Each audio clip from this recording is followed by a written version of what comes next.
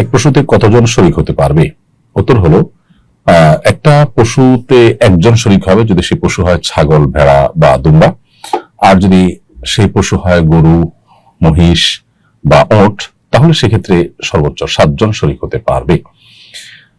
এই 7 জনের অতিরিক্ত যদি শরীক হয় তাহলে সেক্ষেত্রে সেটি কোরবানি হিসাবে বিশুদ্ধ হবে না, পশুর গোশত খাওয়া হালাল হতে পারে, জাস্ট কোরবানি হবে না। কোরবানি হতে হলে সর্বোচ্চ 7 জন হতে হবে, আর সর্বনিম্ন 1 জন হবে, অর্থাৎ 1 জন, 2 জন, 3 জন, 4 জন, 5 জন, 6 জন, 7 জন, যে কোনো সংখ্যক মানুষ একটা গরুতে বা একটা উটে শরীক হতে পারবেন। শরীকে কোরবানি দিলে সবাইকে কি সমান টাকা দিতে হবে? সামর্থ্যের ভিত্তিতে কেউ কম বেশি দিলে অসুবিধা হবে কিনা?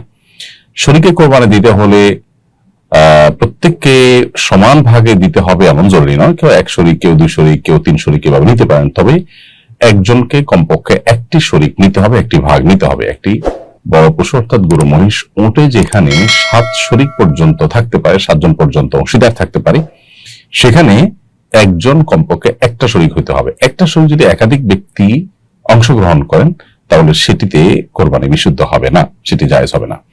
কারণ ভগ্নাংশ দিয়ে কোরবানি দেওয়া চলবে না, পূর্ণাঙ্গ একটা অংশ থাকতে হবে। কারণ যদি টাকা কম থাকে তাহলে বাকিরা তাকে টাকা দিয়ে একটা অংশের মালিক করে দিবে, যেটা আমরা তোমাকে টাকা দিয়ে হেল্প করলাম, সহযোগিতা করলাম, দান করলাম, তুমি এটা দিয়ে কোরবানি করো।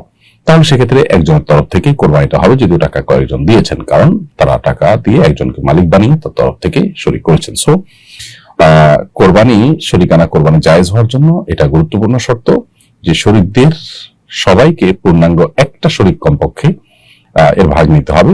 কেউ চাইলে 2, 3, 4, 5 যে কোনো সংখ্যক ভাগ তিনি নিতে পারেন, কিন্তু একটা ভাগ পূর্ণাঙ্গ হতে হবে। 1 ভাগ এটাকে আবার ভাগ করে একাধিক ব্যক্তি নিতে পারবে না, তাহলে সেক্ষেত্রে কারোর কোরবানি কিন্তু সহি হবে না।